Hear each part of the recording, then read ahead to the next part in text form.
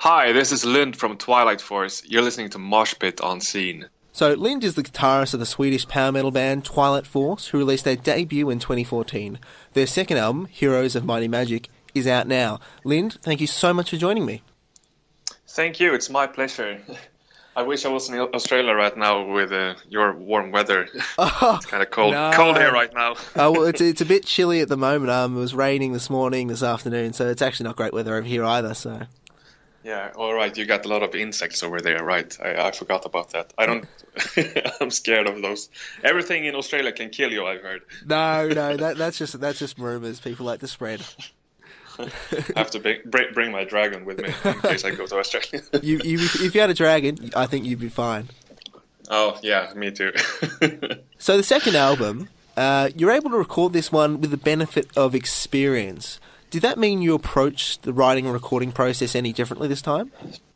Yes, it certainly did. I mean, with the first album, production-wise, I think we did every single mistake one can make before getting it right. So it in a way, it was a lot smoother process this time around, although this album demanded a lot of more time. But production-wise, we did everything right for the first time. I think for the first album, we recorded the guitars 5 times or something before we did it right. So it was a learning by doing experience with the first album. So we definitely came into this new process a lot more experienced, and which made more time to focus on the production and writing music, of course.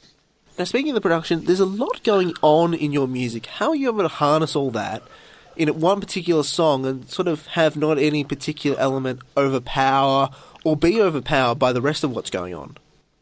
Yeah, it's a really hard to balance that. I mean, there's, as you said, really a lot going on all the time, and sometimes you really have to make a choice what you want the listener to hear. And when we write music, we usually start with orchestrating a song, and then we put on the metal instruments like guitars and drums and everything. And we almost cry every time we do that because there's so much details getting lost underneath that metal setting, So it's a lot of hard decisions on what you want the listener to hear. But I think we managed to get the most out of it. I think you can hear most of the ideas that we want to create at the same time anyway. So. Yeah, I was really impressed. I hadn't heard of you guys before this interview came up, this opportunity for me to seize. And I hadn't heard of you guys before, and I thought, power metal band, awesome. Listen to their album, and I was really impressed. I loved it. Thank you very much. Are any of you guys classically trained in any sense? Yes, both me and the keyboard player are classically trained. As I said, we're both piano players. I personally went to university to study music, piano, and music theory and stuff like that. So that certainly helped a lot in creating this music, because I mean it's pretty harmonically complex written music, if one can say so, and having a classical background like that certainly helps in understanding how to write this kind of music. And yeah, so that's basically it. I mean, and Blackwald, he plays violin as well, so we both got a lot of experience with classical repertoire and music, and also how orchestras work. How is it working with the other guys if they don't necessarily have the same kind of background as you do? Well, they're just we create all the music, and basically it tells them what to do. So it's very easy. I mean, they are very accomplished musicians as well, so it's all smooth sailing, really. And but we're the one at the steering wheel, so to speak. Okay. We're the ones.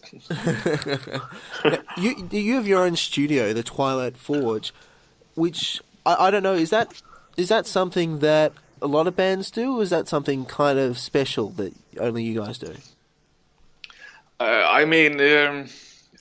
A lot of bands, I mean, it's 2016, a lot of people have their own so-called studios at home, but Twilight Force is our own studio, and it's a really high-end studio with a lot of nice equipment, and it's really nice to be able to spend that much time in your own studio. I mean, you can spend how much time you want to in there, and that's the curse. It's a curse and a blessing because you have no deadline really when creating all this stuff. And, I mean, Blackwald is a sound engineer by trade, so that certainly helps the process. Oh wow, you've got a lot of experience there to help you out. That's incredible. Yeah, really. Now, adding to all these accomplishments, this experience, this background, my understanding is you also play the lute. Can you describe for me what exactly that is? Because it's not necessarily an instrument we're familiar with over here. Oh, well, I don't play that much lute. I think it's just on a couple of places, and mostly on the first album, actually. And I mean, I'm not a lute player per se. I'm not a hardcore lute player, and I wouldn't call myself a lute player, even though I consider I play the lute as if it were a guitar, you know. So it's like a guitar player playing bass. Okay. So, and I mean, we just like the Baroque sound of the lute. So it's really nice sounding instrument. And we have a lot of exotic instruments on the album, of course. A lot of Persian instruments and drums and every imaginable instrument you can think of, really. Yeah, with approaching this album, almost in the same vein as the idea of experience, how you approach the album, did you approach it not necessarily, all right, we've got this experience where we know what we're doing this time, even a little better, but did you approach it saying, all right, we want to expand our sound this particular way? Did you add anything that you maybe hadn't thought of in the last album? Yeah, well, the first album we tried to bring back the golden age of power metal, the late 90s power metal, the early 2000s, because we thought that was really missing in the scene. Nobody did that kind of thing anymore. Most bands started playing slower and maybe a bit darker and lost the dragon-themed thing, you know. So that's what we tried to do with the last album, and hopefully we succeeded in that. But with Heroes of Might and Magic, our new album, we wanted to take it a step further and really evolve and bring more of our own style into it.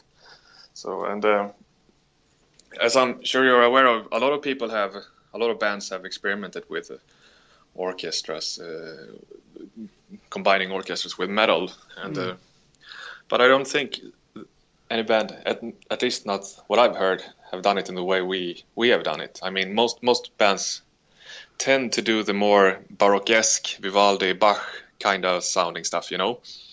And we went for a more contemporary motion picture kind of sound, you know, the 90s music like John Williams, Jurassic Park, Home Alone, that kind of soundtrack music, and mixing that with power metal.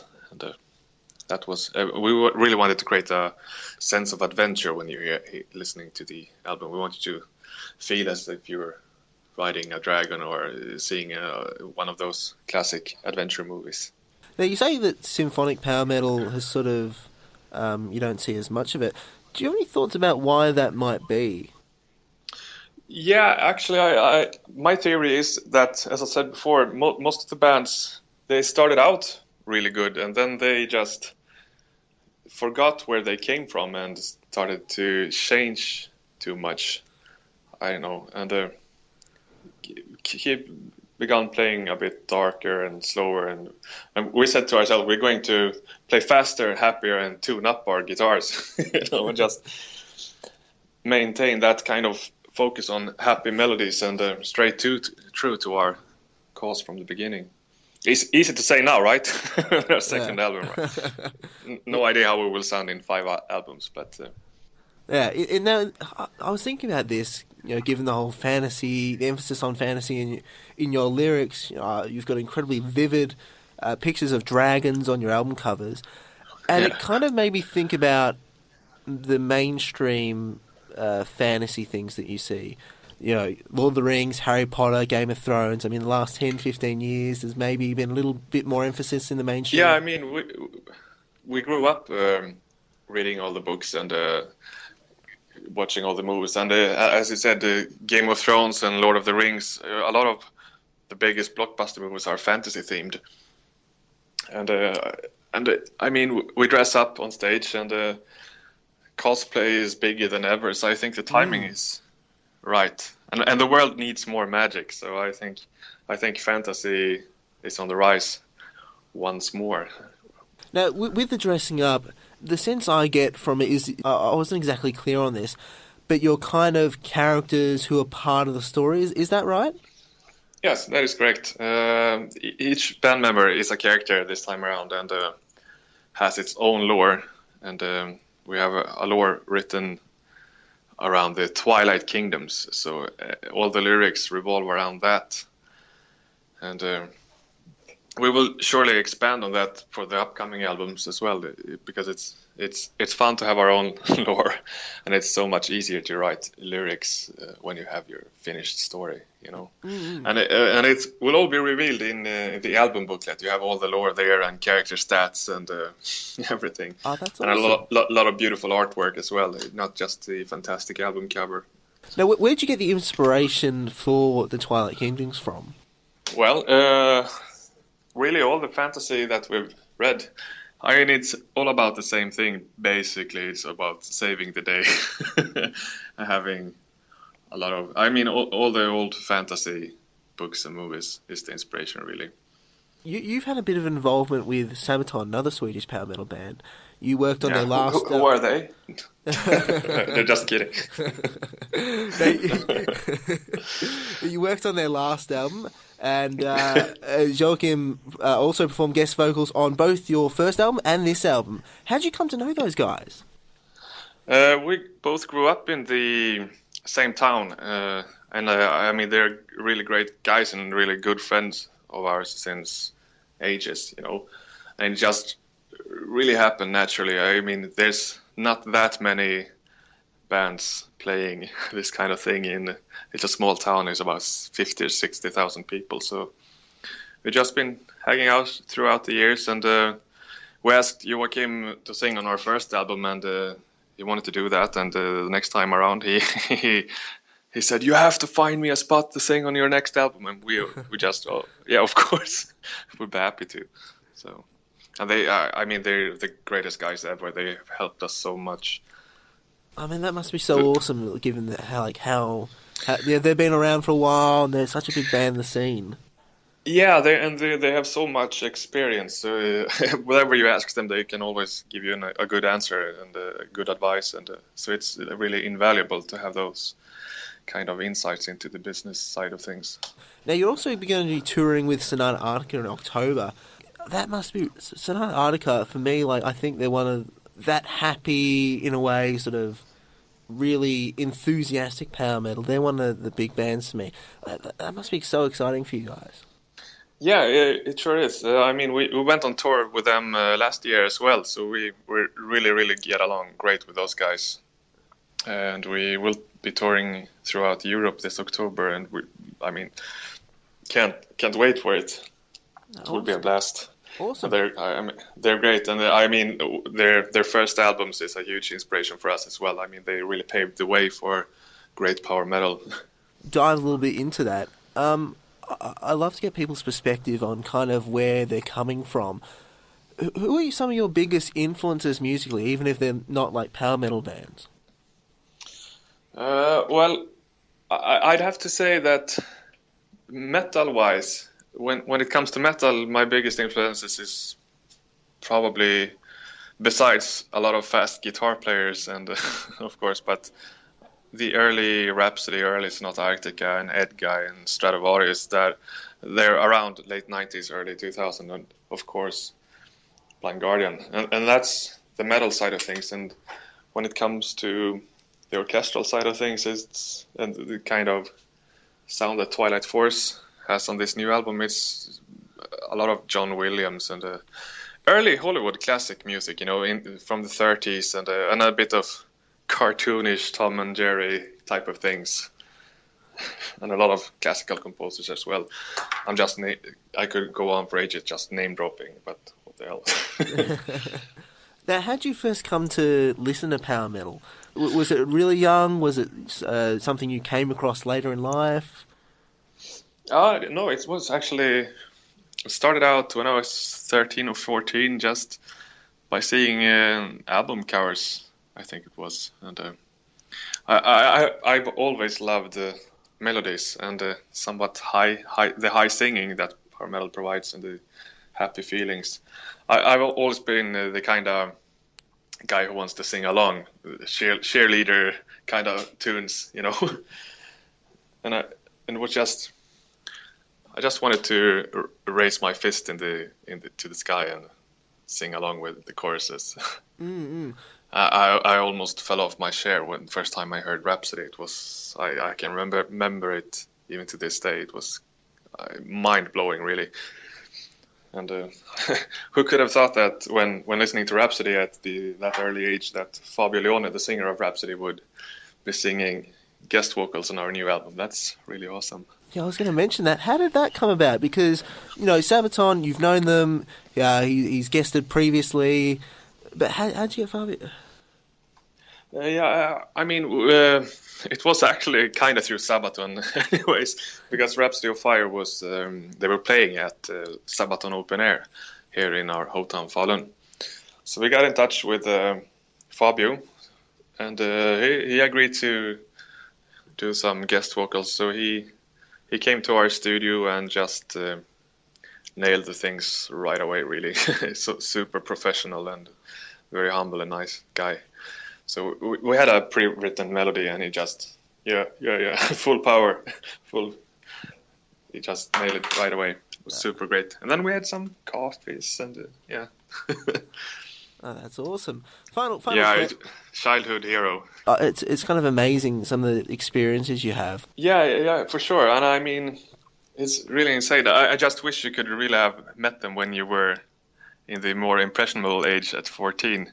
I mean, the older you get, the less magic everything gets, I'm sorry to say, and you really realize that they're just people, so you have to fight hard to maintain the larger than life and kind of mystique around everybody. I mean, everyone has Facebook nowadays. Mm-hmm. It's hard to be mysterious like in the 70s and 80s where all you can read about a band was through a newspaper or something, and you just had to keep guessing who they were and stuff. Today you can just look up anyone on Facebook. Yeah. So and we'll try to keep that mystique with masks and costumes as much as we can, but that's part of what I love about the band. You're committed to what's happening in a sense. You're saying, hey, we're playing this and we're singing about these particular characters, but not only we're actually being those particular characters. That's what's kind of really special about you and other sort of bands who really commit to this kind of power metal. Yeah, I mean, we want the stage, what you see on stage, to reflect the music, and our characters have to reflect the music that we play, and I think if you have a concept like that, a whole concept, you have the music and you have the stage clothes, and I think the experience gets more complete in a way. If you had an unlimited amount of money, what would you make your stage performance? If you could do whatever you want, what would you put on stage with you? Wow. Well, I think we would have a huge dragon, of course, breathing fire and confetti. Maybe a couple of dwarves and some orcs just fooling around on stage, and a lot of fire.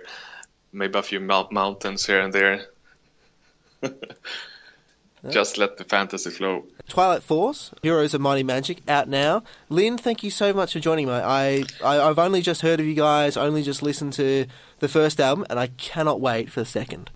Thank you very much. It was my pleasure.